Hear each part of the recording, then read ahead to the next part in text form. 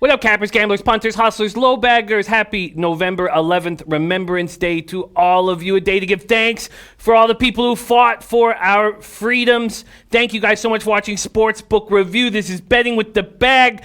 Big Monday ahead of us. We have Monday Night Football, Seahawks, Niners. I will be doing a live line with Jay and Max and Ant, and I will be sitting beside my guy Flash. That will be this evening for a live Monday Night Football, and it's my Niners team. I know this team well, so I'm going to be hammering the props market. It was this NFL weekend's card I found messed up, and I don't have confidence, and I just pretty much stayed on the sidelines. The two moves I made lost. They're very disappointing. But I'm going to get that back this evening with two teams I know very well. Then we have 2 NHL games. I've already made a move.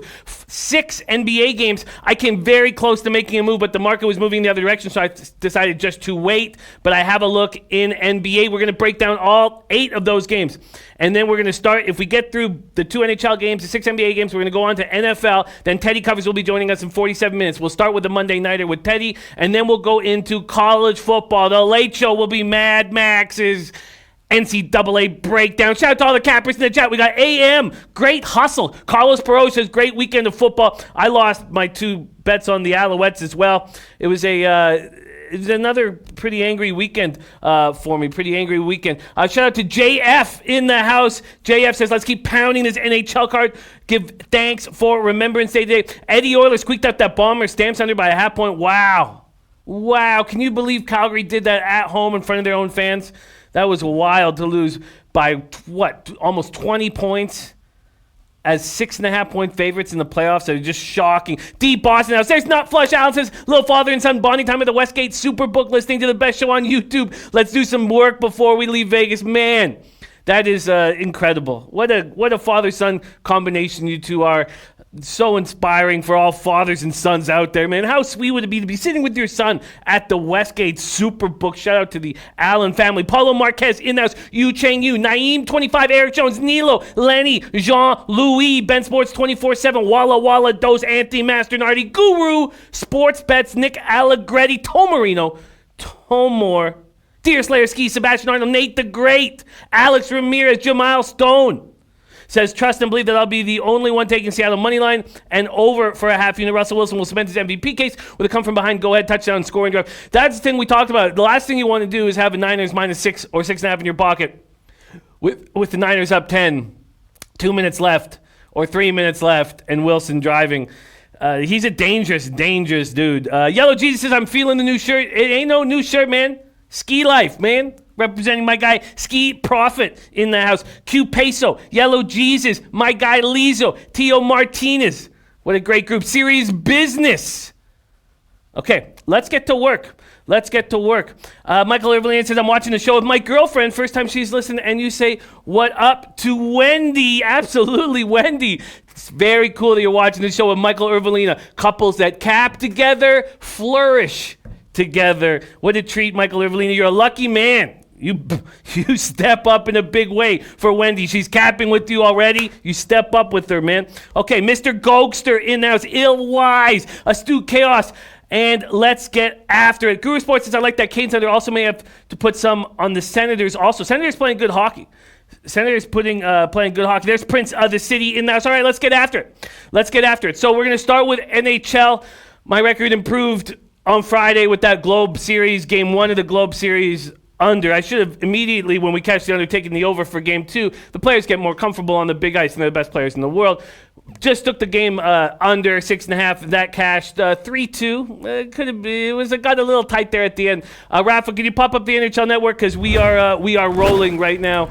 I know I want better. 11.51 ROI is what I'm staring at, not the 5.64 units. Bookie Bandit, thank you for the kind words. We love you. Bookie Bandit in the house. Astute Chaos already. I'm going to copy and paste Astute Chaos's looks. And Ben Sports 24/7 has already given the under in that Canes game as the play of the day. Interesting. Oh, and same with Paulo Marquez. That's interesting that you guys, because I feel like with this very angry Hurricanes team, where Sebastian Aho is not stepped up, that I fear I just fear volatility in that game. It's interesting that all you guys are on the under. Let's start breaking these games down. We're going to start with Coyotes Capitals. Coyotes 9-6-2, 5-2-2 on the road, but not playing great hockey as we speak. They've lost 3 in a row, including a 4-3 loss to Minnesota at home on Saturday. Let's take a look at what we're dealing with at the SBR odds page. It's the best odds page in the business. Sportsbookreview.com. Let's get after it right now. We're going to go to the NHL section because I'm going to be making first period bets here. And I've sort of gotten over the anxiety I have with first period bets, and it's time to start hammering them. Although, when I watch other cappers hammer first periods, it's almost always totals. And for me, it's almost always sides. Okay, let's go to Arizona, Washington. We're going to go to money lines and totals and break this down right now. Total opened up at 5.5, quickly went to 6. Amazing that it would be at 5.5. But the more you think about it, I guess that makes sense. At 5.5, you open that line heavily juiced to the over, and then you start taking tons of cash and put it to the 6. Because both squads are capable of playing tight defensive hockey. Washington probably not quite as much as Arizona. Washington opens up at -171. They're now at -178. Not big favorites. Anthony Mastinardi says, am I the only one person taking Ottawa money line and first period? We're going to get to that game very, very soon. Guru Sportsbet says, Coyotes, good time to crank a win. They keep blowing leads. They aren't playing that bad, Jimmy. Just can't hold a lead. I agree with that. Maxwell Smart in the house says, Ski Life shirt means a winning day. I'm looking forward to our show, late show together, Max. I love when you have a schedule that's not 150 games so that we can actually break down each and every one of those games. Carlos Pro says, my Capitals are old, but they are playing like they're young. They're playing very good. And I'm thankful that I got in on a hedge for the Capitals to win the division at plus 275. How is that possible? You can sure take advantage of the markets early in the season when the Hurricanes go off, and then you get the Caps at plus 275 to win that division. And I got Jay, star of the Sports Keg, on that. Torment said I lean Capitals -1. They're playing great. Great defense has improved and kept me back. Young players playing well. Ben Sports 24/7 says Coyotes. I'm leaning today. I already heard on Twitter that Richie Rich is backing the Coyotes. I've already made a bet on this game. I am taking the Coyotes first period at plus 140. Those of you who want the Coyotes full game, God bless you. You know, it's a ballsy play. I want them first period. I want them angry first period. The Coyotes playing the Capitals, this means so much to this young Coyotes team. The Capitals playing the Coyotes couldn't care less. They are fat and happy. They've won 6 in a row, 10-0-1 in their last 11. 6th straight victory, easy win over Vegas on Saturday. Maybe this is an easy win for them again. But do they come out firing off the top? There's my guy Omar J, legend in the house, Viral Video. I sit here, God, sorry, this cord, let me just fix this cord quickly. It's a little, okay, there we go, fixed. I sit here thinking that these Coyotes are going to want this game badly. They're going to come out firing. Talk, it's going to have them amped up. This Capitals team hasn't lost in regulation since October 14th. They feel great about themselves. Carlson on his way to a Norris Trophy. Holtby 7-0-1 his last 8 games. They did lose Hagelin to an injury. We're not sure how long he'll be out for. Nick Dowd stepped up nicely for them. Coyotes have lost 3 in a row. Their power play's not scoring. 0 for 3 in Saturday's loss. They've now gone 0 for 15, and 18 of their last 19 power plays have not been successful. I'm on the Coyotes first period. Tormino says Capitals at home on a holiday. I disagree. I think they're sharp here. You know, that's what's fun about this. Guru Sportsbet says Coyotes first period is a good play. They keep blowing leads like they're getting paid to lose. And there's Richie Rich. Arizona team total over 2.5 as well. That's a very interesting look. I don't know if I want to double up here, but Richie Rich doesn't mess around. Richie Rich already on the Coyotes full game. Backing Kemper, 2 goals at 2.00 goals against average, 930 save percentage. You have to think that we have an advantage in net. We have to think that we have. Andy Master, I say I'm just worried Washington's still living off that World Series win energy. I don't think so. Richie Rich says love Arizona first period. It's the move that I found most appealing on this NHL card. There's only 2 games, and it was screaming at me. Absolutely screaming at me. Oliver Couchman says, what the hell? Houston Pelicans, 245. Why would you do an alternative total? Or would you? Why would you do an alternative total at under 255? Yeah, that doesn't make sense to me to do alternative total. We're going to get there. Mr. Gokser says, is it Kemper? That's who I believe was going to be in goal. Let's do one more check here. We'll just do I don't want Ranta. But Ranta has to step up at some time. Let's see here. We have no unconfirmed, but Samsonov in net for the Capitals. Ooh, I even like that more. I know that Samsonov can be good, but he can also get flustered. So we don't know, but it's Samsonov. So I'll take out that Holtby thing. Thank you for mentioning that. Don Reed said Caps showed me something beating up Vegas the other night. Two things to me. One, and I've been saying it for a few weeks now, Vegas isn't that good. And two, Capitals and Bruins and Lightning, I mean, you have a three-headed monster in the Eastern Conference. Those three teams, to me at this point, are the best teams in the league. The reason why I'm telling people to take Predators futures is because the West does not look strong. The West is up for grabs. You want to find a big number in the West, a team you believe in the West, and back them because it is up for grabs. The East, not so much. There's Ronnie Christie in the house. There's Comic Ricky. And Mr. Ghoster says, I'm thinking Ranta. Yeah, it's possible. G-Sauce says, I'm liking the under 6. What do you think? I'm uncomfortable messing with this Capitals offense. In that Capitals-Vegas game, that was a low-scoring game until the Capitals explode in the third period. So for me, I agree with Dom's thinking on this Capitals team. They're very good. And if they were in the West, I'd have futures all over them. I still find the Lightning and Bruins extremely dangerous. But are the Capitals the best team at this point? Probably. Anthony Mastronardi, to slow the show down for a second, says, side note, I have a funeral for my girlfriend's grandma today. Sad weekend in our house, losing her grandma to cancer, and we're here watching the show live. That's sad. It's sad. It's very, very difficult watching someone close to you die. It's very, very difficult. But you and your girlfriend sitting there together right now is the cycle of life. And that needs to be remembered, that you guys are the future and you will carry on her grandma's energy and all the things that made her special. They're inside her, and it's a cycle of life. So you have to understand that you two sitting there right now are what's going to bring happiness and light to everybody. So as it is difficult, you guys carry on her, what made her special. So let's keep rolling here, and much love to you, Anthony, and your sweet girlfriend, who I had the pleasure of meeting in the Toronto Lowbag Summit of Champions. Let's move on to Senators, Hurricanes. Senators, Hurricanes.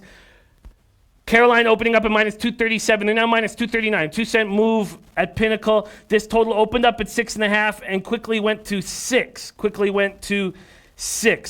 Von Polo says, how easy was the Ravens yesterday? For you, Von Polo, I'm not making anything look easy, man. I make things look very difficult in NFL. I just can't even believe what's going on right now with my football. All right, let's stay with Senators, Hurricanes. I've got Anders Nilsson, Mrazek. Anders Nilsson and Mrazek. Nilsson is confirmed, and he's been playing well. .930 save percentage. That won't last. But he gets streaky. He played in Vancouver. I watch him. He can be good for a little while. He can be streaky and good. That won't last. This Hurricanes team is angry. Rod Brindamore said, we'll see what this group is made of.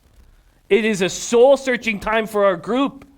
Toughest guy on your team's the coach, just like with the Coyotes. Senators scoring 2.81 goals per game, allowing 3.13. Canes 3.06 goals per game, allowing 2.96. The Senators are winning games. They're 6-9. Their power play is still 6.9%. This team likes playing with each other. They believe in each other. They're playing good hockey. And those first periods are going to be live for us. They're going to be live moving forward. And I wish I took that Red Wings first period that we talked about when the Bruins were fat and happy on Friday. I was afraid of that. Look at Rico Money, 9,000 prop. That's what I need, man. That's what I need. Oh, much love to you, Anthony Mastronardi. Much love to you and your family. Now, Flush is working on props for the late show on the Niners game tonight. Had a huge prop night on Sunday Night Football. Going to continue tonight. You've been crushing it, man. You have been absolutely crushing it, Nut Flush. And it means I need to get on the prop train with you and Bill Buttlicker. I'm hoping to do that very soon. Tormino says the Hurricanes look lost. Not playing with any energy. Looks like a great get-right spot for them. I'm not betting on it. It looks like a get-right. Oh, and Bloods W on the first period over. It looks like a get-right spot for the Hurricanes.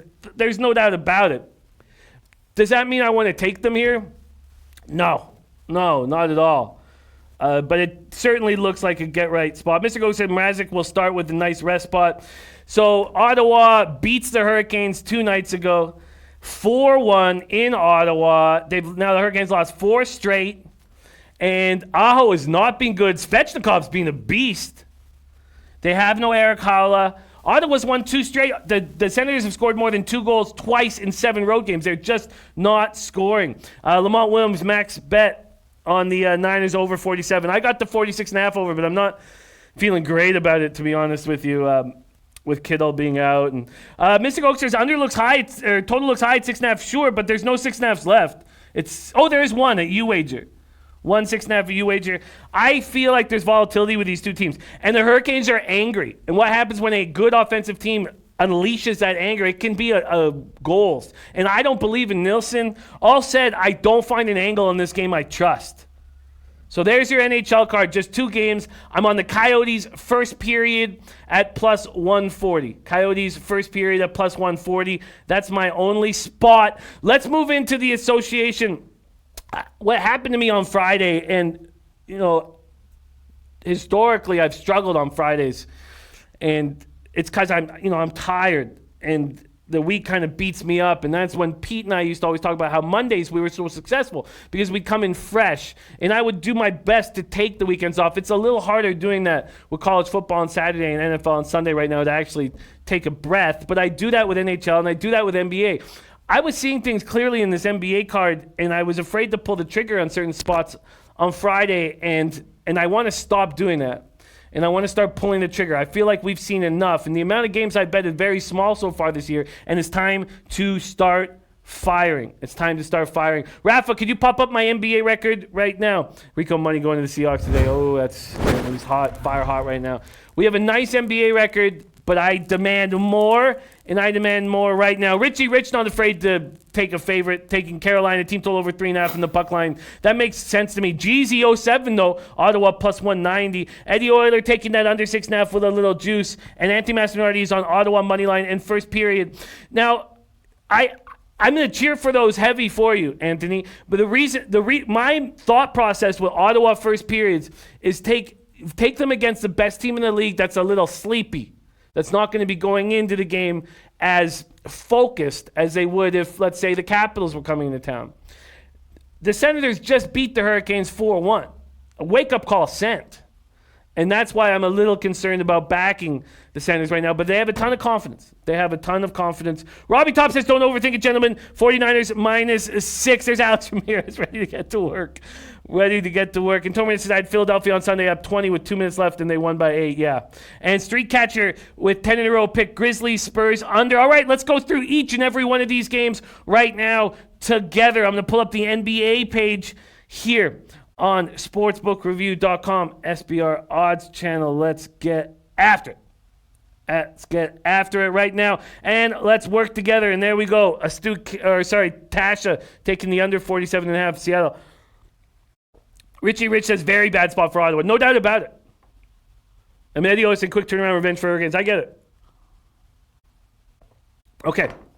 Anthony Massinardi said Carolina being so soft last 4 games, falling behind early in every game. I'm hoping it's going to keep happening. I've been fading Carolina last 4, so if I lose here, it's okay. I feel Anthony Massinardi, you're a beast. You're an incredible capper. I would never question. I was just talking about the different ideology I have when I'm backing the Senators first period, and I haven't had the balls to take them full game. There's Noli Nose in the house. Big Ragu. We got the big timers rolling in right now. Ragu and Noli Nose, perfect time. Alex Bennett says, my model's liking Mavs first half and Grizzlies first half, both at plus lines. Okay, let's grab it. That Mavs-Celtics game I find extremely interesting right now. Jeezy, Mavs, Timberwolves, and Seattle money line. And Tasha also backing in NFL, Seattle, and the under. All right, let's get after these NBA games right now. We're going to start with Timberwolves, Pistons, and Blake's return to the NBA. Let's go right now. So, I would like to fade the Pistons with Griffin coming back, even though he's going to be on a minutes restriction. But, man, has Karl Anthony Towns become a man who can look in the eyes of Drummond and fight back? Because Drummond beats him up. Drummond bullies him.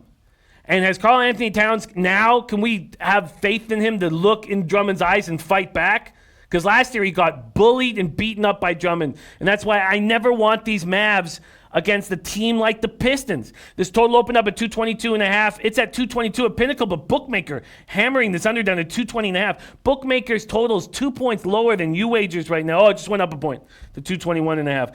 Pistons open up at -3. That's where they stand right now. Very little movement on the side. Nufflushan said, took some of my Washington Nationals cash, put MVP bet down yesterday before kickoff on Lamar Jackson plus 300. I already have the Ravens Super Bowl 25-1 after they lost. I love it. There's Sanka. Thank you for joining us, Sanka. Sweet to see you right now. And Big Ragu has under 222.5 in mini.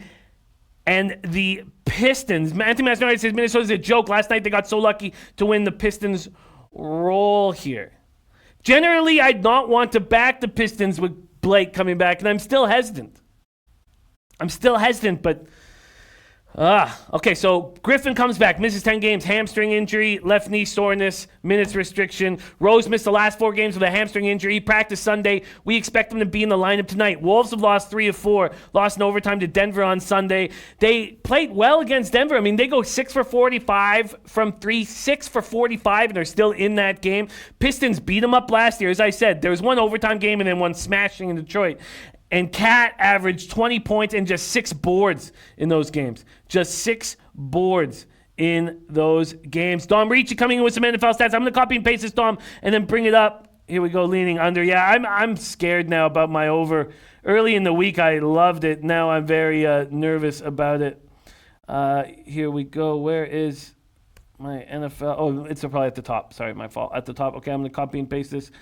Dom's notes here. I'm looking forward to talking NFL. We're going to be able to get there soon. We still have 27 minutes before we are joined by our guy, Teddy Covers.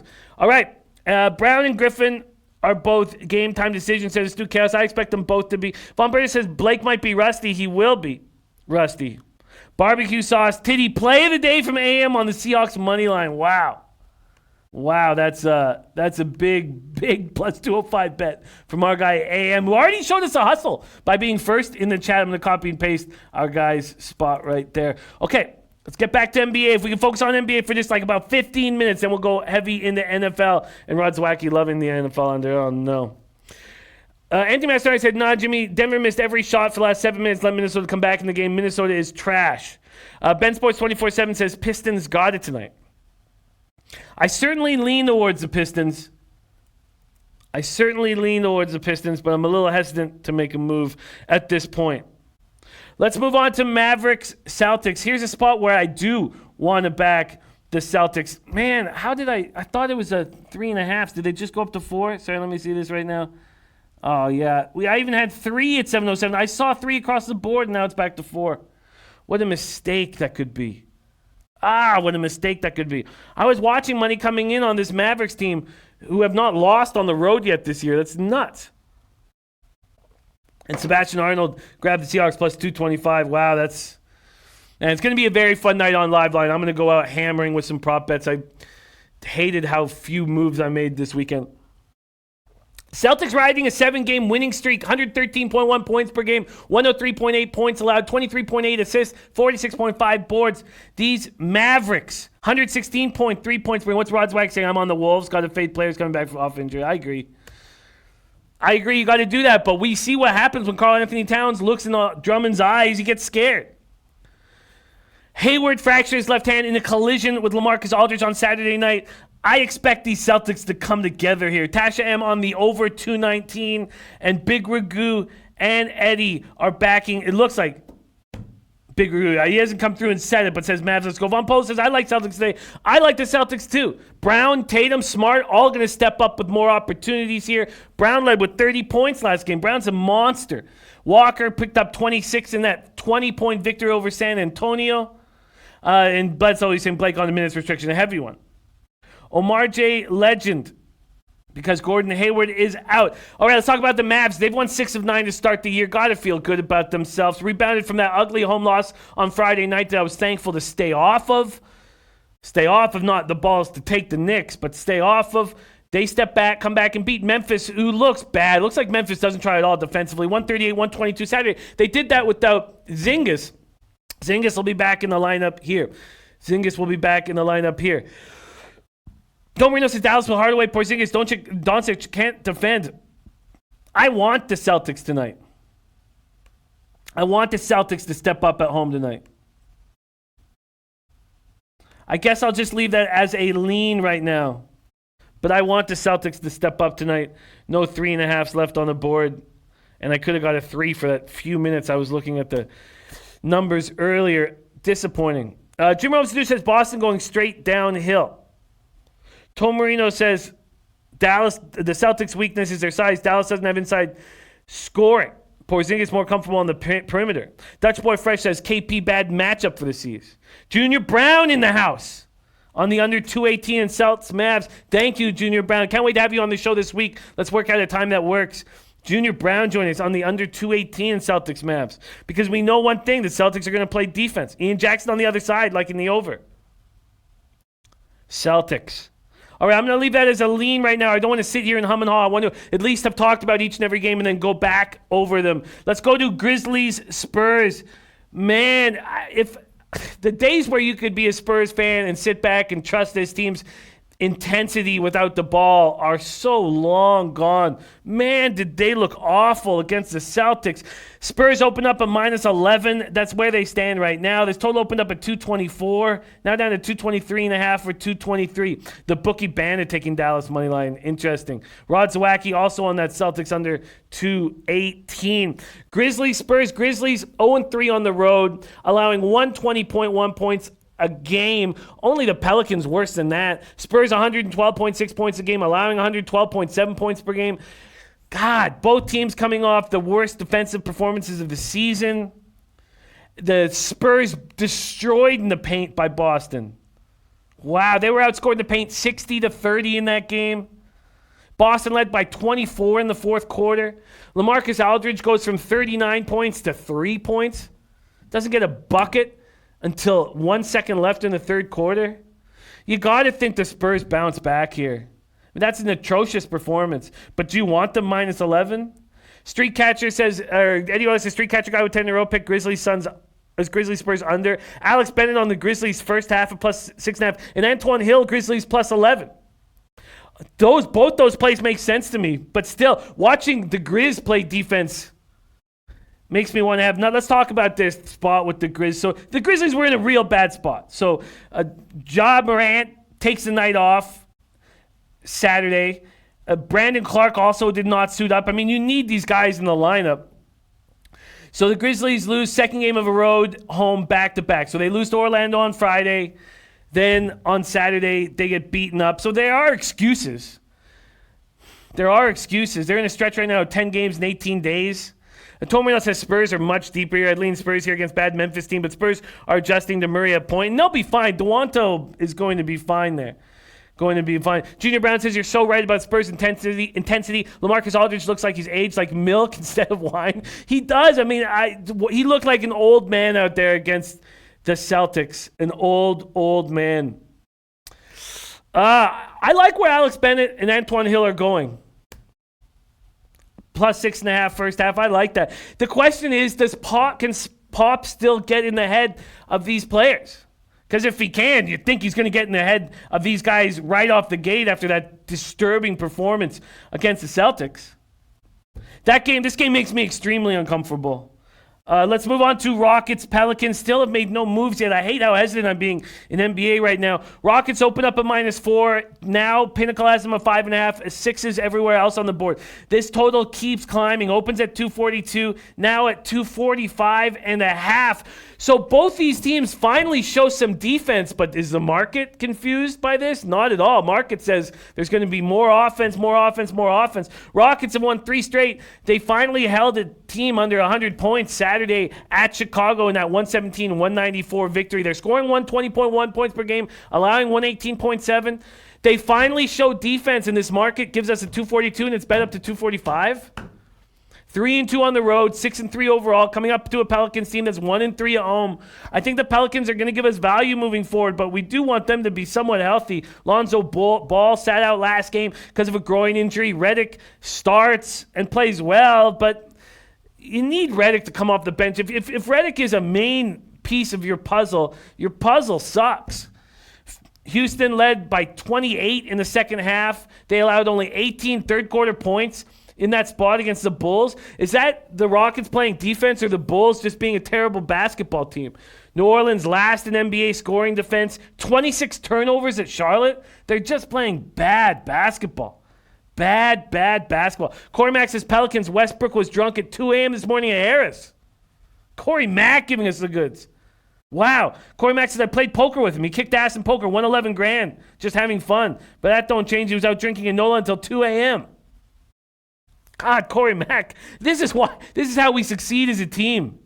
Oh, I find that interesting. Got to back the Pelicans early then, don't we? God, got to back the Pelicans early. Wow, that's exciting stuff from Corey Mack. All right, I'm going to copy and paste this stuff from Corey Mack. God, that's exciting stuff. There we go, copy and paste it. God, you got to think that the Rockets feel good about themselves. Could be coming in fat and lazy. Rod Zwacky got over 242 last night. Guru on the first half over. 70-70 type scoring, no defense. Tomino says ball can't shoot at all. Him out helps him, but he is a decent defender. Mountain Mouse says Pelicans trash. And the Stu Chaos says the under in Houston Pelicans this is way too high. Wow. Interesting stuff from our guy Corey Mack. I'm sure the New Orleans was popping last night. All right. Here's my first play on the card, and I waited. I waited to make a move on it because the money was moving against me. So I was waiting. Let's check it out right now. And no, still not. It's amazing. Every other book hanging that. I was waiting patiently for a 3.5 all day. All right, I want the Raptors first quarter.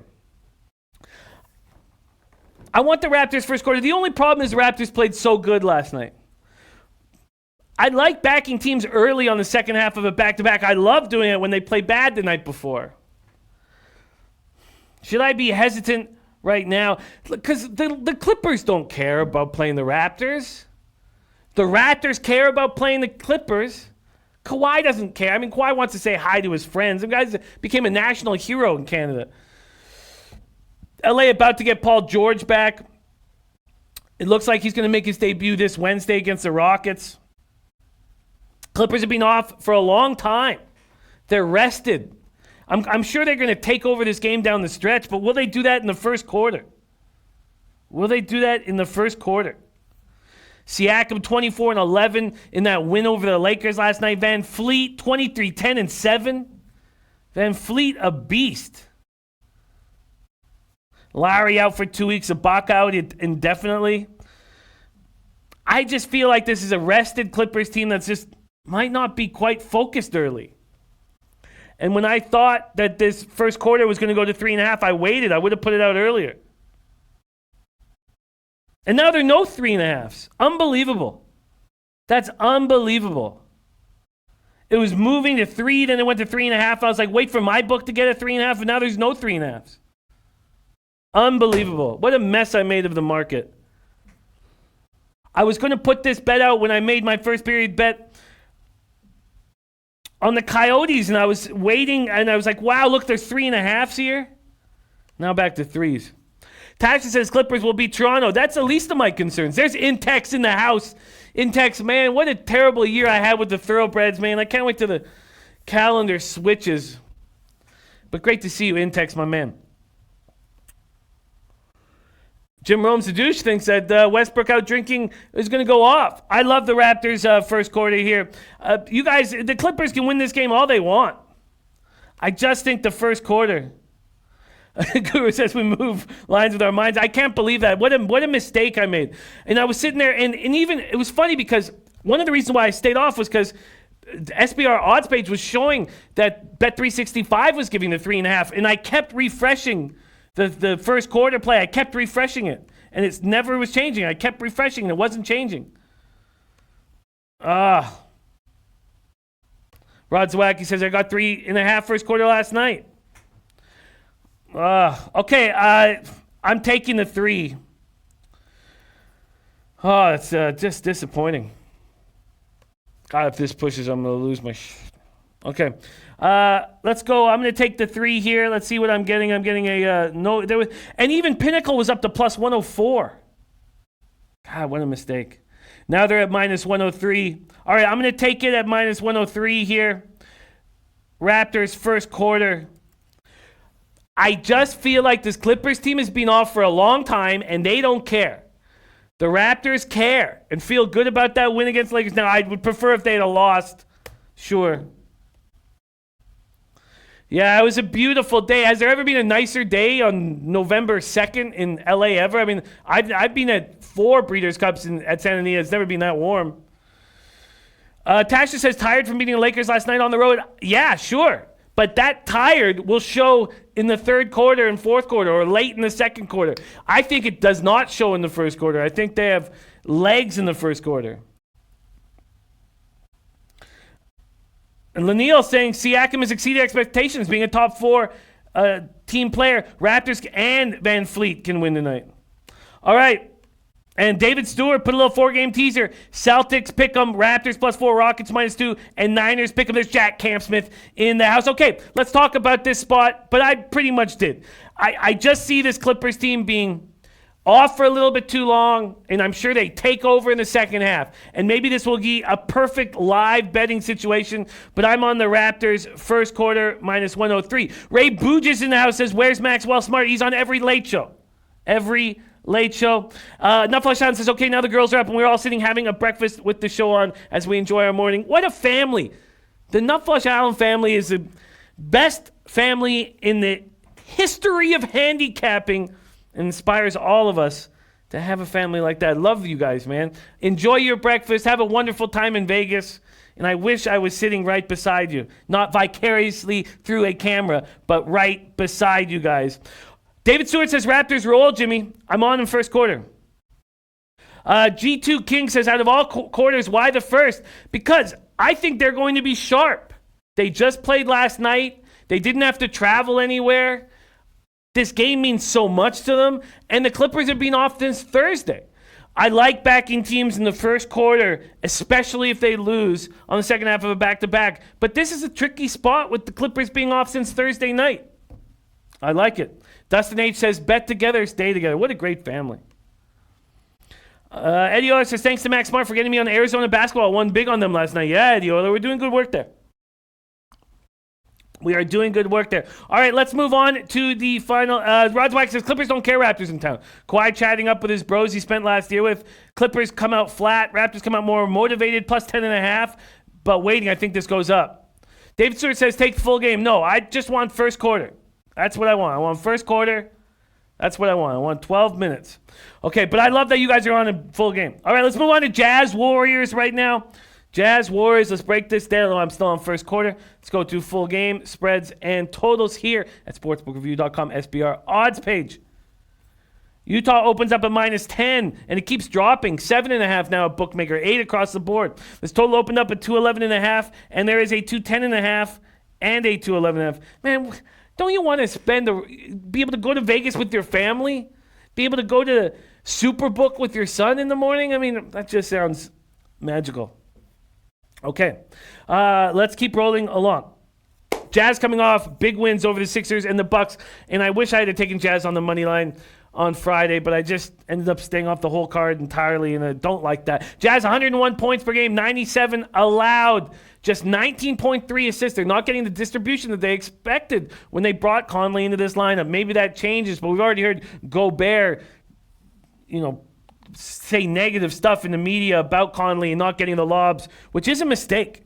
Is a mistake for Gobert to be doing that. Warriors, 112.1 points per game, allowing 121.1 and 24.3 assists, 44.5 boards a game. Jazz are coming up those 2 big wins, but Utah will take the court. They've lost 3 of 4 on the road this year. They need to step up on the road. 6-3 overall, 1-3 on the road. They've allowed 100 or more points in each of their last 4 games. Bogdanovich hit that game winner, and he's looking good from 3, 45.5%. Donovan Mitchell, 42.9%. Then we have D'Angelo Russell, healthy, and the main, I shouldn't say the only because Pascal's playing well, but the main scoring option for these Warriors coming off 52 points in overtime loss Friday night against Minnesota. This is a rested Warriors squad. Russell came back and put 30 up on Saturday night against Oklahoma City. He's the first Warrior since Steph Curry in February 2016 to follow a 50-point effort with a 30-point effort. And it's a mistake for me saying that this is a rested Warrior squad because that Friday, Saturday, back-to-back, they have 1 day off. Last seen at home, Warriors beat Portland, got their first win at the Chase Center. But they're allowing opponents to shoot 38.1% on threes, and they're going to play against a team that's lighting up the three. You have to think that if the Warriors want to play no defense, Utah will take threes all day from outside. All day from outside. And if that's the case, why does this game not go over? Why does this game not go over? If the Warriors are going to play straight offense, is it because the Jazz are going to completely shut this team down? Is it because the Jazz are 1-3 on the road that they're going to stay more focused here? I think there are going to be points in this game. I mean, the Warriors are going to do what they do. They're the youngest team around. They're going to run. I feel like this got to be an over. David Stewart liking Utah -8. I feel like the over should be in play. Tom Marino says, I lean Utah team total over. I don't trust Utah's defense. Well, if that's the case, this game goes over. This game goes over. We are playing against a team that has no defense at all on the perimeter, and these guys like hitting threes. Tomor says Warriors don't have a very good offense, tough to bet the total, but we know they're going to be running. They're going to run like crazy at these old Jazz. They're going to run like crazy at Conley. Corey Max says, now that's an angle I agree with. Market says Warriors are going to hang around, and we know what the Jazz do over is the angle I believe. I agree. Sure, the Jazz are going to want to play defense, but they're also going to enjoy hitting threes. All right, I'm taking the over in this game. I'm getting 210.5 at Heritage. Over 210.5 and -105. Over 210.5 and -105. Captain 24/7 says Jazz held the Bucks to 100. That's different. That's when the Jazz are getting up for a game. The Jazz could be sloppier. If you're betting the Jazz, you might need them to come back in the fourth. The Jazz aren't going to come into this game focused. Guru says, I trust Utah's defense will hold the Young Guns down. David Stewart says, I don't think the Warriors can hang with the Jazz. Look, the Warriors are going to be sprinting at the Jazz all game long. What do you do with a guy like Rudy Gobert, a guy like Mike Conley? These are old. Well, Gobert isn't that old, but you tire these guys out. You run the floor. I'm on it. 212 at Sugar House. Interesting. All right, so that's it. That's the Eddie Oiler Jazz are 1-8 to the under. Warriors are 8-2 to the over. You know, it's very difficult when you decide which team is going to control the pace. And I think that what will happen here is the Warriors are going to try to run the Jazz into the ground, and the Jazz are going to use the tired, and I mean tired just because they're expending so much energy running the Jazz in the ground, this tired Warriors defense to be even worse on the perimeter. So the Jazz to get even more three-point spots because the Warriors are trying to run the Jazz into the ground. David Stewart says they will stop the Warriors. Sure. Like Laniel saying Inglis is too cold and too old. I like the look. I'm going to stick with this look here. We'll see if the market moves against me. I'm on first quarter +3 at -103 with the Raptors. I'm on the full game over in Jazz Warriors. And yes, Ian Jackson, the OG Teddy, is going to be joining us in 4 minutes. So why don't we start talking about this big Monday nighter? I'm already on the over 46.5 at -105, but I want more. I want more from the props market. So in saying that, what do we want and how do we want to handle this? There's Anthony Chalmers in the house. Anthony, the market is telling us that the Warriors are going to be in this game. I like the over here the more and more I talk about it. I like it. All right, Seahawks, Niners, over 46.5, 59. Phil, we got Prince of the City said, fade your Eagles, Pats. I'm looking forward to that game. And Prince, my Eagles division winner is up for grabs. Cowboys are 5-4. You know what? In fact, if you guys, so my NFL season's been just beyond comprehension bad. But take a look at my futures, and there's some hope. I mean, it's not great. Let's get to it right now. Here we go. So I have $500 of losers. You know, that's going to happen when you make a lot of futures. $200 on the Falcons over 8.5 wins is lost. $100 on Falcons win NFC South, lost. $100 on Falcons to win the NFC, lost. $100 on Falcons to win the Super Bowl, lost. So there's $500. So that's awful. Sure. Let's open with how awful that is. I have no problem doing that. But let's look at what I have in play right now. So that's $500 of losers. I have $400 on the Bills over 6.5 wins. That's just about the cash. Now that's juiced to minus 160, but at least I put 400 on it. Oh, I love it. Gas station sushi. I love that you can read the DRF, man. I love it. I absolutely love it. Okay, I've got $400 on the Dolphins under 5.5 wins at minus 150. So those 2 wins there. Forget about the Falcons bets. I'm in the cash. All right, I have $200 on Le'Veon Bell under 1,125.5 rush yards. These are also all official picks, so they will help. They will help. Joe Anisi saying Happy Veterans Day. Yes, it's a very big day for us to remember why we are so thankful that we get to these freedoms like capping all day and gambling on horses.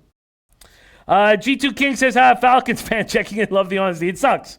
It sucks. Okay, but it's facts. I have $200 on the Eagles over 9.5 wins.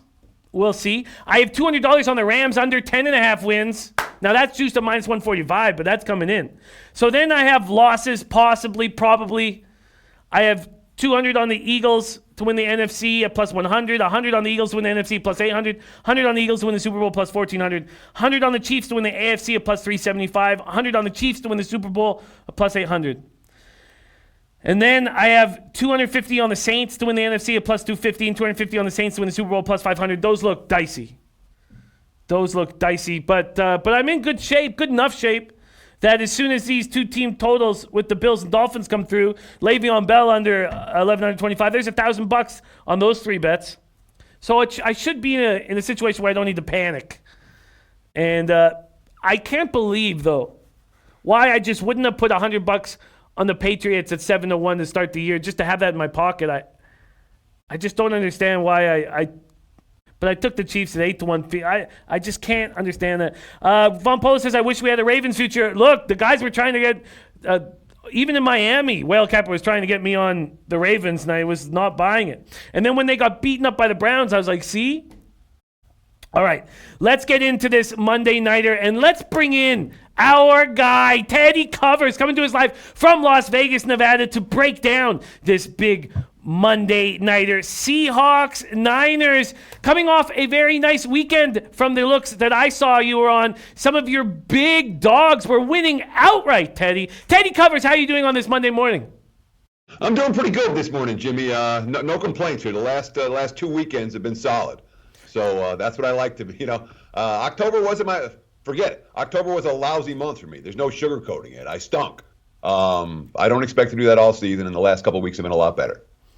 Yeah, they have. And I ended up going 3-4 at NCAA football because I was making some of my own decisions. But I did back Iowa at plus the points and had some looks, and I feel fine about it at this point. But let's get into this Monday Nighter. You had a great read in NFL on the Jets, and now we have the Seattle Seahawks Niners Monday Nighter. I'm already on the over 46.5, but with Kittle's, and I don't know if we have official that Kittles is going to be out. I was hoping that he was going to play. It now looks like he's not going to be in the lineup. I don't know if you have more information on that. The Niners opened up at minus 6.5. Now there's 6s across the board. Bet online still on the 6.5. This total opened up at 44.5. It went up to 48. It's come back down to 47.5. The Seahawks are giving up 278 yards per game through the air, 28th in the league. Now Schaub, in a game where they had a huge lead, Seahawks had a huge lead, and it sort of looked like Carroll didn't want his buddy Dan Quinn fired. And so 460 yards from Matt Schaub. Maybe you can put a line through that. Jameis Winston last week threw for 335 against them. The 49ers aren't going to have Quan Alexander, sadly, but they're getting McGlinchey, we think. They're getting Juszczyk, and they're getting Joe Staley back. San Francisco first in the NFL, stopping the pass, but just 14th against the run. And Seattle just put 145 yards up against Tampa, which had the best rush defense in the league.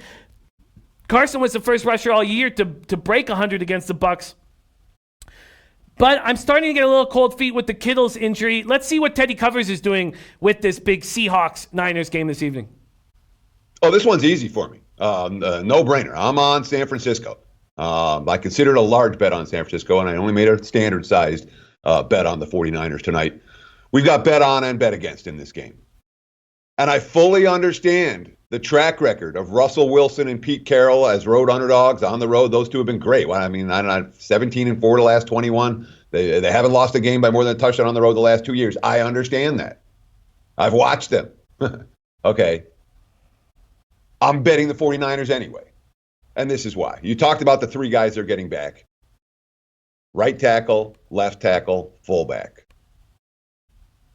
You can't find me a more underrated trio when it comes to the betting market than your two offensive tackles and your fullback when they're out and when they're back. All right, the markets move about 0 points on that trio, and San Fran just got at least a field goal better. Okay, when you talk, I mean, legitimately, maybe more than that. Those are three impact players for the 49ers offense, and the 49ers offense is really good to begin with, and Shanahan is coaching circles around people. He's play calling. Shanahan's play calling this year has been the best in the NFL, period, bar none. Reich maybe second, Indy maybe second, not with Hoyer behind QB. But, so we have bet on San Fran, and we have an elite team at home on Monday Night Football with a national audience coming off a shoddy showing, laying less than a touchdown. I'm interested in those situations. Then we look at the Seattle side of the equation, all right? You talked about all the yards they gave up and then all the yards they gave up, and we kind of find, oh, well, this and oh, well, that. I don't look at the aggregate numbers. I'm interested in yards per play on defense. And the difference between the 49ers defense and the Seahawks defense is 1.7 yards per play. That's an enormous differential. It's not even close. All right. The reason Seattle ran for 100 yards against Tampa last week is Tampa had 5 rookies playing in the secondary. All right. The Bucs defense is not now what it was a month ago, and not even close when it comes to injuries. So Seattle had they ran the football. They still got torched by Jameis Winston. They still got torched by Matt Schaub, and they're going to get torched by Jimmy G tonight. I do not trust Seattle's defense. I could give 2 hoots about the track record this year and years past on the road. This is an elite team. This is a Super Bowl contender ready to make a statement on Monday Night Football. I want the home favorite in this one.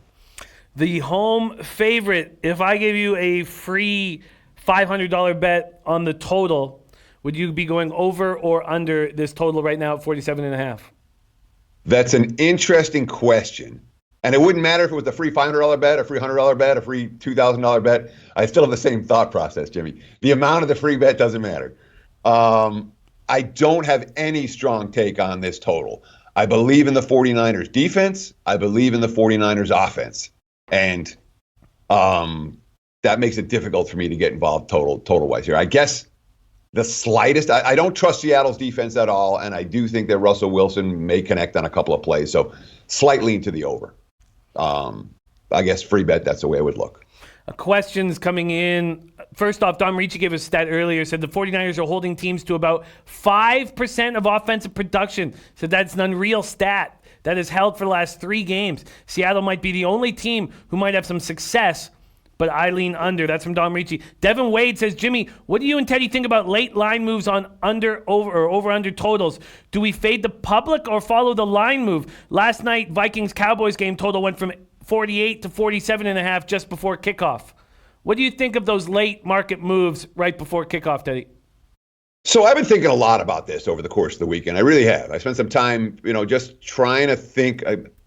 I'm seeing so much on Twitter. I'm getting so many questions here and in other places talking about line moves and reverse line moves. And this is my advice. Take the line moves and get them out of your head. Sharp, square, doesn't matter. Handicap the game and don't worry about the line moves. Okay? It's not an issue of, this line move means this and that line move means that and the other line move. Every line move is different. Every line move is random in the sense of it's just coming from, it's all about money, and it's all about the bigger syndicates and the bigger bets that they put in. And again, the bigger syndicates and the bigger bets they put in are looking to cash 54, 55% of the time. It's not a huge high expectation wager. It's really hard for me to understand. I do understand because I was in your spot 20 years ago. Absolutely. When I was just learning how to cap, I spent a lot of attention. Who does the public like? Who do the recreational bettors like? And who do the sharps want? And I wanted to be on the sharp side of all the games. It's not going to increase your winning percentage a whole lot. It really isn't. Maybe a little bit, maybe a point or two. If you want to win, handicap the games, have good handicaps of the games, and you'll win. If you're trying to make picks based on, well, I think this line moved here and that, well, what does this line move mean? Doesn't mean anything. It's a bunch of static. It's not going to help you win games. End of statement. No, That's what I thought about. I absolutely love hearing that. I love hearing that because that's part of the reason why my guy David Stewart doesn't like a move I made in NBA, and I want to talk about that next, is because of the amount of money, even though the bets are 50-50, more money is bet on one side. Is that different? Is that different than what we just spoke about? There are a handful of times where I'll be concerned enough about a lot. Again, if you're missing it's one thing if you're missing the best of the number. If you're like, all right, I like them at -5 and now it's -6.5, you shouldn't bet them at -6.5. You missed the best of the number. But if you're saying, well, I don't have an opinion on them at 5, but now that it's 6.5, I don't know which way to go because the line moved and there should I be betting against the move or with the move? Yeah, sometimes you should be betting against the move and sometimes you should be betting with the move. There's no right answer to that. There really isn't. So when it comes to and the NBA, God, again, the syndicates are firing on every game every day. Okay, and at the end of the season, they're going to add it all up and they're going to hit 54 and 54.5%. They're going to make a boatload of money doing that, hitting 54.5%. But to make a move or not make a move based on what some syndicate in Taiwan is doing or some syndicate, it's not. There are better ways to handicap, in my opinion. And I think I'm going on and on about this. I'm not even sure I answered your question, Jimmy. I'm getting sidetracked here. Oh, it's all good. It's all good. It was just the situation with Dave Stewart was about this total in this Jazz Warriors game. So the way I have handicapped the Jazz Warriors game, let's move on to NBA, is that the Warriors are going to try to run the Jazz down. Run them like crazy. Get Gobert running. Get Conley running. Run. And that's going to leave the Warriors susceptible to bad perimeter defense, which they already have the worst perimeter defense in the league. And I think that they're going to be sprinting so much down the floor offensively that they're going to be out of position defensively. The Jazz are led by Bogdanovic and Mitchell, and they have a 37.6% three percentage. So I think that this is going to go over the 210.5. It's gone down a point from the 211.5 it opened. I think it's going to go over because of that. And David Stewart's dislike of the play was that the tickets are 50-50 on the total, but 85% of the money is on the under. I wouldn't even worry about that a little bit. I wouldn't even pay attention to that stuff. It's not going to help you win. If you want to figure out how to win with the Warriors and the Jazz total, figure out the pace they're going to play and the percentage they're going to shoot at and whether they're going to be a lot of fouls tonight or not. This is your best way to and okay, the answer of the question of when it comes to an NBA total, do I want to be with that move or against that move? In general, especially early in the season, the totals market is pretty darn sharp in the NBA. Now, that's not always the case as the season progresses, but early in the season, those initial line moves off the total, they tend to be pretty good. All that said, the first bet off this total was bet up. Opened to 11.5, got bet up to 213. It's been trickling down all morning. So there's two-way action on this game in that sense. And it's not, all the money went this way. And there was definitely a group that bet over. There's definitely a group that bet under. I don't trust the Jazz offensively right now. I really don't. I understand that everything that I thought they would be more cohesive initially with Conley at the point, and Utah's offensive flow has been very hit or miss. I'm not excited about the Jazz right now, and their defensive stats are through the roof. Through the roof, Utah's are. I mean, they're as good as any in the NBA. So what you're seeing for the Jazz with those strong defensive numbers is you're seeing a bent towards unders, like we're getting under money tonight. And you're seeing Utah, in my mind, being power rated a little bit higher than they should be because they're not in midseason form yet. It's very clear. If you've been watching the Jazz through the first 10 games of the season, they're not as good as they're going to be. As for Golden State, I mean, the Warriors are going to do what they're going to do right now, and that's run up and down the floor and jack up a bunch of shots. D'Angelo Russell could go to 70 tonight. Who knows? Any given game, that guy might go off. I don't have a strong take on the total. Good luck. What moves are you making in NBA this evening? I made one move in the NBA this evening, and I think that line, I got 10.5 in my pocket, and it's gone. I took 10.5 with Toronto against the Clippers. I understand that they're going up against Kawhi. I understand that they don't have Ibaka. I understand they don't have Lowry. I also understand they've been sitting in L.A. in their hotel room after beating the Lakers the other night without those two guys. And the Clippers, who were winning games by margin, last time the Clips won a game by this margin was well before Halloween. So I thought the 10.5 was too much. And I will often back a team after a key injury or two until they come back to earth. And we saw from Toronto, nothing but bet on without Lowry and Ibaka the other night. I wouldn't be surprised if we see more of that this evening against their old buddy Kawhi. So I took the points with the Raptors. The 10.5s are gone. Even at 10, I think it's still worth a look. I'm on the Raptors first quarter at +3. Clippers haven't played since Thursday evening. So my cap is different, but it correlates with yours. I just think the Clippers have been off for too long. I do not think the Clippers care about playing Toronto. Toronto cares about playing the Clippers. As you said, no travel last night, feeling good about themselves. Van Fleet going off. And I think that early they'll be sharp. So I'm on first quarter +3. I had a chance to get it for show purposes at +3.5 about 2.5 hours ago. But on SBR odds, it said that Bet365 was at +3.5, and I kept refreshing Bet365, and I was like, okay, maybe it's coming. I kept waiting, and then when I checked this morning, like down at the show, it was all threes, so mistake. But +3 -103. I'm also on the Raptors first quarter. There you have it. Teddy on the Raptors full game. Oh, yes, Teddy? I was going to jump in about the live odds feed. Look, the SBR live odds feed is a great product, and I encourage. Again, I would have that open literally all day. But for being a great product, it's not perfect, and there are oftentimes they're going to be a stale feed or a books feed doesn't work right, and you're seeing a 3.5, you're like looking on your phone, where the hell's a 3.5? It does happen. That doesn't diminish the product. It just means that sometimes there's the feeds don't work right. So I encourage you to continue to using SBR odds page, and once in a while that will happen, unfortunately. Once in a while.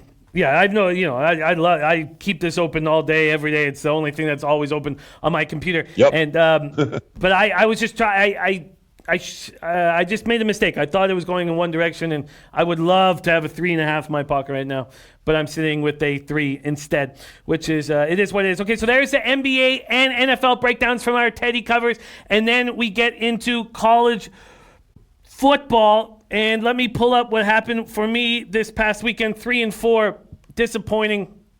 I made a couple of things that kind of ate at me. Maryland, it went up to 44, and I took it, and that was just a terrible way to start out my Saturday morning. Then I was on Iowa +8.5. Baylor -2.5. Was fortunate that Baylor covered. Lucky there. I took the Penn State, Minnesota under 48, which was bad. Then I jumped on two small schools with Raven in the desert. I took Sam Houston State -3.5. They won by like 20. But I also took Idaho State +10, and they lost by like 30. And then my late night game, I was 3-3 going into it. I was on the under 77.5 in San Jose State, Hawaii. And after that third quarter, they needed to score 28 points in the fourth to get me off, and it was a tight game. It was actually sort of the way I was hoping it would become. And then I lost it with that touchdown with a minute left in the game. Disappointing. So I went 3-4. How did your weekend bang out? Pretty good. I had a good weekend for myself. I had a good week for the clients. With the plays that we talked about on the show last week. I don't know if it was good. Oregon State wasn't good. Temple was. Wake wasn't good. Minnesota was. LSU was good. Iowa was good. And I had my moral equivalent of Maryland with Vanderbilt, which was a wrong side from the get-go. And it's worth noting, a few years back, I went back and looked at my track record in college football, and you go back and I went back and looked at our 5-year sample size. I'm like, my biggest leak was underdogs of 14 points or more. The big dogs was something that apparently I was attracted to. and that I don't win with those bets the same size at the same percent at a percentage that was any good. So with the 5 years, so I really, after that, like last year and this year, I really have tried to avoid taking the bigger dogs. That's not what I see best. Somehow I talked myself into Vandy. That was not a right side, but a profitable weekend overall. It was, and you also let us know when you took LSU that you had money line as well in your pocket. Yeah. So that was a nice, big, juicy score. It was a great cap all around, and the dogs that you were on were spectacular. They were spectacular. Minnesota was so strong, and Iowa. You were on dogs that were very, very strong, and it was a great week of capping. And I have had questions coming in already. I even had our Paco Healy tweet me a question early this morning. So people excited about throwing questions your way, Teddy. Everyone's seeing that you're on the heater. But first, we need to start off with what have you already jumped on as of Monday in this NCAA football week? We made 5 bets last night and this morning so far, and there's 4 more I'm going to make, but I'm waiting on lines. I expect to make. I shouldn't say that. I'm waiting on numbers. Let's start with betting number 313, North Carolina +5. Every game the Tar Heels play is for a field goal, by a field goal, and this is a huge game for them for bowl eligibility. I think the North Carolina is very live at Pitt. Pitt's not the team I want to lay with. The Tar Heels +5, I wasn't sure that line would hold. I'm still baffled by this number, and I really thought it would shoot this morning, and it hasn't. San Diego State, I laid 1.5 with the Aztecs against Fresno. That's Friday night. I don't think Fresno's any good, and I think San Diego State is good. And I'm surprised by this number. I know the Aztecs did not play their best game this past Saturday by any stretch of the imagination, but I thought, from a defensive standpoint, there's no comparison between these two teams. I took San Diego State betting number 318 -1.5. Betting number 325, Indiana, I found a 14.5 with the Hoosiers, and I put that in my pocket. I wasn't sure. I didn't think I was going to find another 14.5 with Indiana against Penn State. You can't love the spot for Penn State here, coming off the loss. All Indiana's done is win games to cover point spreads real quietly under the radar. They're like Minnesota light in that regard. I took the Hoosiers plus. And you know already, betting number 335. I went right back to the well with Minnesota +3. And I know the money. I took the 3. The initial line moved down to, I thought they were going to go to 2.5. Now it looks like there may be Iowa money. Iowa's not better than Minnesota, flat out. And Iowa's offense is a lot worse than Minnesota's. And everyone's like, oh, Minnesota, this is their. I have the better team catching points. That's a wager I'm very interested in. And the spot, they're going to go crazy about the spot. Minnesota's good. Minnesota's better than Iowa. +3 in my pocket. And last but not least, we're getting back to the well with Central Michigan +3. That line's, there's still a couple of 3s out there. That's actually split. But I took Central +3, betting number 339. They're at Ball State. I think they're better than Ball State. And certainly in the trenches, they're better than Ball State. So I took the Chippewas +3 in that. So Tar Heels, Aztecs, Hoosiers, Gophers, Chippewas. That's a 5 that I've already put in my pocket. I like it. Before we jump into the games that you are close to adding, this was the question that was sent to me this morning from our Paco Healy, who's in the chat. Says, Jimmy, good morning, my friend. Wanted to see if you could ask about SDSU laying 1.5 at home, hosting Fresno State. So this is exactly the fact that you're on it is perfect for this, because he said lots of Mountain West implication. The Aztecs coming off a loss. Number looks short. Would love to hear his breakdown. We'll be at work today, so might be in and out of the chat. Want to hit you up early? Thanks, brother, and have a blessed week. And you already touched on it. You are backing the Aztecs, Paco's Aztecs, come Friday evening. Yeah, I thought it was. Again, my number for the game. Let me get my number for the game here. There were a couple of games where my numbers were way off the market. And a couple of them I didn't bet. But this is one where, my number was San Diego State -4. An open 1.5. And I'm on the right side of the field goal there. I thought, again, it was. And really, I thought my power rating for San Diego State is a notch low. I could have easily made this number 6. So, yes, I like the Aztecs. I think they're. And defensively, there's no comparison between these two teams. And no problem taking San Diego State off a loss. I love it. I love it. Okay, we have more questions coming in, but first, Let's hear what you are close to getting to the window with. So I'm tempted by the Lobos, New Mexico. They're at plus 27, plus 27.5. I'm not going to take them at less than 4 touchdowns. But betting number 347 is on my radar this week. Boise cannot be trusted to cover as home chalk, and this is not a game they're going to be interested in. Betting number 353, Wyoming. I'm waiting for a 7. When I see a 7, I expect to pounce on Wyoming at 6.5 right now. If I don't see a 7, I may not get there. We'll see. Market's very concerned about Wyoming's backup quarterback. It's not like Sean Chambers was any good, and the backup was just fine this past weekend. So there's not a significant drop-off. The markets have made a big adjustment for Wyoming quarterback injury. My adjustment is much smaller than the market. So I'm looking at Wyoming. I'm waiting for the 7. Betting number 362, Cal, plus 6.5. That's another one I'm going to wait for the 7. Monster was good. All right.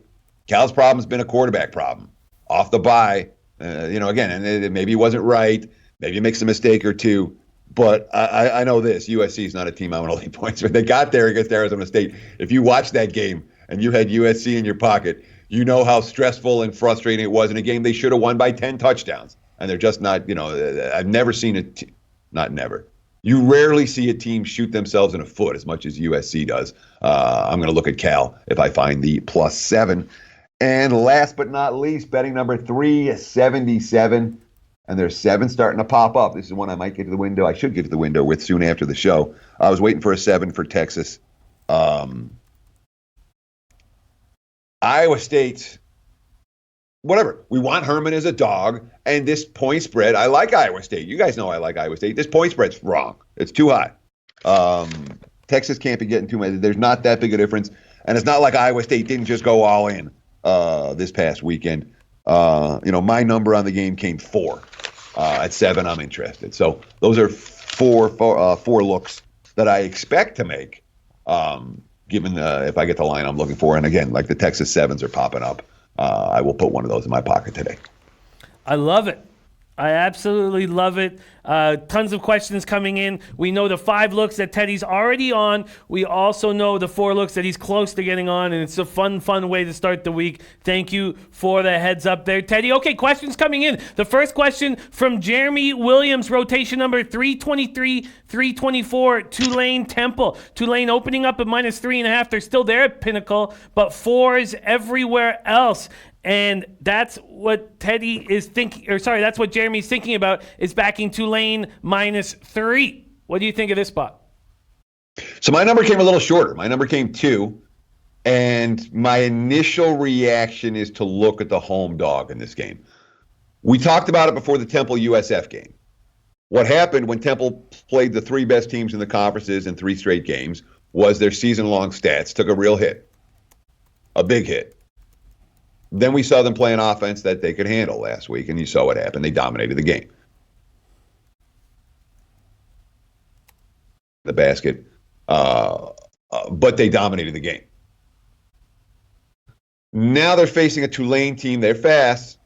Tulane's got the speed edge, but Temple's got a pretty big defensive edge in this game. I would lean in their direction initially. An initial lean towards Temple. We have questions coming in fast and furious. I am copying and pasting them. We're going to go in order. Arthur Mead Jr., our friend Arthur Mead Jr., has a couple of games he wants you to talk about. First off, rotation number 383, 384 here. Trying to find it on mine. Here we go. Is Memphis Houston. He said...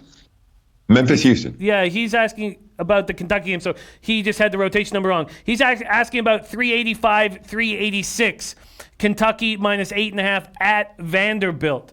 And he's wondering if he should be backing Kentucky at this 8.5. Bookmakers dropped it to 8. Kentucky, Vanderbilt, Teddy. Well, Kentucky found a way to lose this past weekend in really frustrating fashion for anyone that had them in that ball game. Stopped twice at the goal line in the fourth quarter. My number came 14.5. That said, so that clearly says I'm looking at the Kentucky side. That said, when I have a bottom feeder and somehow I get involved in the game with that bottom feeder and then they get destroyed, I make sure to adjust my power rating so I'm never tempted to take that bottom feeder again for the rest of the year. So I made a significant adjustment to Vanderbilt. And that's why the number is as high as it is. I know I don't want Vanderbilt in this game. But is the Kentucky side a side I'm excited about laying a price with? No. Pass. This is not a game I expect to be involved with. We have a pass. The next spot on the card that Arthur asking about, rotation number 379, 380, TCU, Texas Tech. Texas Tech opening up at -1 at Pinnacle. Now TCU is 2-point favorites at Pinnacle. And Arthur Mead wondering if he should be backing TCU here. My power rating number came TCU -1.5. TCU has been a home road dichotomy team. A pretty sharp home road dichotomy team that makes me somewhat reluctant to lay a price on them on the highway. But on the other side of the equation, Texas Tech is a team that we trust against bottom feeders. It's a team we trust against bad defenses. It's not a team that we feel the same way about when they play good defenses. TCU does have it, they've got a solid stop unit. So this game feels like the game TCU was in this past weekend, where someone's going to win. Maybe it goes to overtime. I expect a close game. This is not a game where I'm likely to get involved, at least initially. Next question comes in from Paul Costa. Paul says, well, first, we're talking about rotation number 357, 358, 25th ranked Navy up against 15th ranked Notre Dame. Paul says, Jimmy, could you please ask Teddy later about the Notre Dame and Navy game? Was feeling Notre Dame -10, but the line has already moved to -8. Am I missing something? If you like Notre Dame, take Notre Dame. Don't worry. Don't let the line moves freak you out. And now you're getting a better number on Notre Dame than you were a couple hours ago, which is always a positive sign. When it comes to the matchup itself, the Irish haven't exactly had an easy time with Navy in recent years. And the Middies are on a little bit of a run right now. And they're getting attention from the betting markets as a result. So I'm not surprised at all that this number got bet down off the opener. All that said, my powering number is 14 for these two teams. I think Notre Dame is a good notch or two better than Navy. I want to do some reading this week and see what the focus level's like against this particular opponent before I get involved in the game. Next question comes in from Nilo. Nilo talking about rotation number 399, 400. 16th ranked Wisconsin at Nebraska. Wisconsin opening up at -12. Now 13.5 on the board. A 14 sitting here. What do you think about 14 at Bovada? What do you think of this spot, Wisconsin, Nebraska? I mean, in theory, Wisconsin is supposed to smack this team. I mean, I've given Nebraska more than one chance this year, and they have not they have not lived up to expectations, made any type of improvements, gotten their act together. It's a difficult team for me to get to the window with again, and it's a difficult team for many in the betting markets to get to the window with. Hence, this point spread being where it is. My number's 15 on the game. I'm not, when it comes to Wisconsin at this stage of the season, you're not getting a team that's undervalued. I love teams that are undervalued in November. I'm looking for teams like East Carolina that no one's paying attention to. And you know what? What they were in September and October is not the way they're playing right now. And you can make money with teams like that down the stretch. When you're talking about, Wisconsin, as we saw, with Iowa, the game that they were in control. They're not built to, I'm not a Cone fan, I guess is what it comes down to. The offense isn't balanced. When they can't run, they can't win. And then again, they may be able to run the ball down Nebraska's throat this week. My number came higher for what it's worth. Hal Abraham's up next, asking about tomorrow night's spot 301, 302, Eastern Michigan versus Akron. Eastern Michigan opening up at -17. What does Teddy think about Eastern Michigan laying 17 to Akron tomorrow night? No. I don't want either side. I don't want Akron. Some point Akron's going to cover a point spread maybe. But when you have teams in November that haven't covered a point spread all year, they're no longer overvalued commodities. All right. Eastern Michigan's not built to blow teams out. They're not explosive offensively. They're not in the midst of a good season. But if you're taking a play, if you're betting on the Zips, you're betting on one of the very worst teams in college football, and you pay the price for taking those teams. If you take your UMasses of the world, that's what happened. It's not a game I'm going to. I can tell you flat out, I'm not playing this game. My number came 19. The Woj in the house says, Jimmy, my man, can you please ask Teddy about Michigan State rotation number 387, 388. Michigan opening up at minus 14.5, now 14's on the board. Yeah, my number's 15. I doubt I play the game. Because if I doubt I play the game. This is a Monday morning, me thinking about it, and I thought about it a little bit last night, but I'm thinking it again. I want Michigan against weak defensive teams, not against strong defensive teams. And Michigan State's a strong defensive team. That being said, you want to talk about a devastating loss. That was a pretty devastating loss. And it happened the same way that Sparty's been losing games all year. Not in the sense of, they have been up 28-3 and the defense collapses, but in the sense of this team can't move the football when they have to, and the offense make mistakes. The Lewerke pick six to it was 31-24. They missed extra point to make it 31-30. But that's the type of throw that you bench quarterbacks for. That's not what you expect from your seniors. So it's hard for me to get there with Sparty right now. But it's not like Michigan laying 2 touchdowns against their arch rival is a great value. Oh yeah, easy play on the Wolverines. And it's not, especially because nobody wants Michigan State this week. Again, not a game I'm likely to be involved with. Certainly nothing that I've got a strong take on Monday morning. Let's move on to Rod Zawacki. Rod Zawacki asking about number 6 ranked Georgia and number 12 ranked Auburn. Georgia sitting at 2.5 at Pinnacle. 3's on the board everywhere else. That's it. Interesting game and interesting point spread, isn't it? Doesn't that number look a little cheap? The markets are saying that Auburn's going to hang here. I wouldn't be surprised about.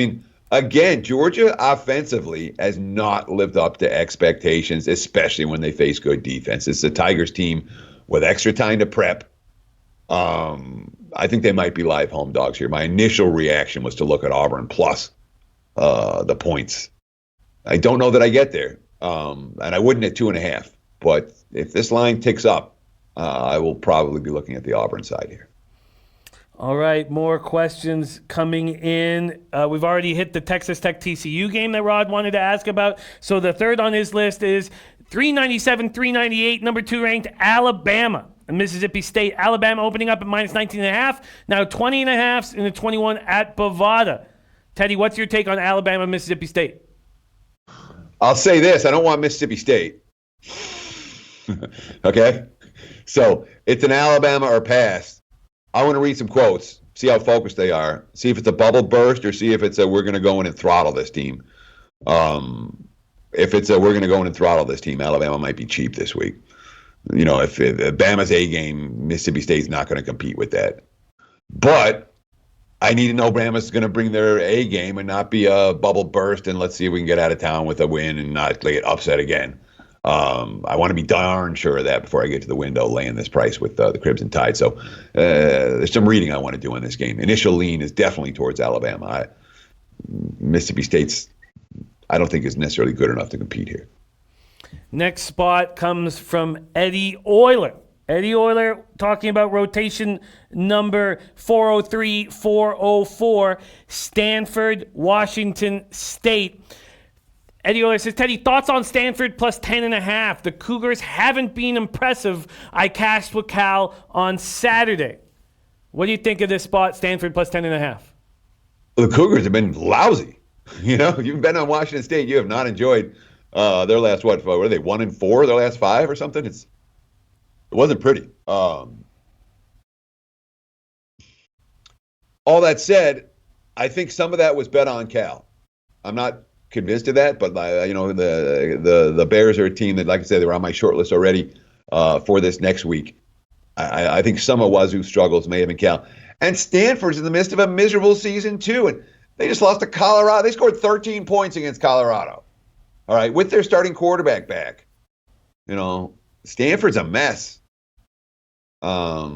I'd probably be more likely to take Wazoo than I would Stanford. I think because Wazoo can score, Stanford can't. Flat out. But not a game I expect to play. My number came 9.5. Back to that Georgia-Auburn spot, Vincent Hawkins thinking about taking the under in the Georgia-Auburn game. Have you got a number from Vegas for the total? Yeah, what's the betting number on the game? 371, 372, Georgia-Auburn. 45.5 is what I'm seeing at Circa right now. 45.5, and our Vincent Hawkins thinking about the under. Would that be an angle that you would support? So at gut reaction, we like these defenses a lot. However, these defenses, both of them, are capable of making plays and scoring by themselves. And I get very reluctant with totals under, and usually about 7 touchdowns is my range. We start to get in the upper 40s and into the 50s. I don't worry about it as much. But at like 48 and under, I really worry about playing unders when I have defenses and special teams that can create scores. And these are defenses and special teams that can both create scores. So I understand the thought process, but I worry a little bit about the big plays and probably won't play the under as a result. And I don't play a ton of unders in college football. I don't. I mean, unders are where the worst beats, all the worst beats come on unders in any sport. The ones that make you crazy, the ones that eat you and eat you from the inside, the ones you can't sleep at night. Mostly unders, a lot of unders like that. And that's where, and so part of and it's not, maybe not the optimal strategy, but part of my strategy to keep myself sane is a lot of times I stay off unders like this one. Understandable. Yeah, the toughest losses are unders, no doubt about it. Am I wrong, Jimmy?